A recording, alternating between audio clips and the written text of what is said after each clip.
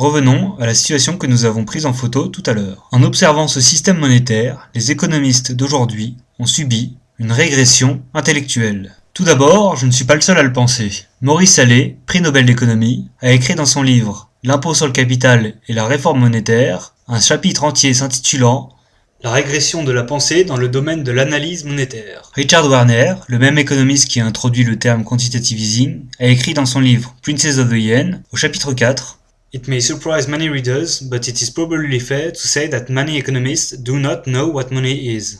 Alors, quelle est-elle cette régression intellectuelle? En observant cet ensemble de faits comptables, on peut constater que chaque actif financier ou monétaire de nature fiduciaire est lié à un passif. En effet, chaque obligation d'État ou d'entreprise est liée à un passif chez l'émetteur. De même, les actions que détient Bob sont liées à un passif chez l'émetteur, la banque commerciale. Les prêts, qu'ils soient à l'État ou à des entités privées, sont liés à des emprunts notés au passif de celui qui emprunte. Les comptes bancaires sont liés à un passif chez les banques qui hébergent le compte. Et les billets ont un passif à la banque centrale. Les actifs qui ont une valeur intrinsèque, comme l'or ou l'usine, eux, ne sont pas liés à un passif. C'est ainsi que Henri Sterdyniak, professeur à Sciences Politiques Paris, affirme que la notion de monnaie n'a pas de sens dans une économie financière moderne à monnaie endogène, où la distinction entre actifs monétaires et financiers a disparu. M. Sterdyniak considère en effet que ces actifs, qu'ils soient financiers ou monétaires,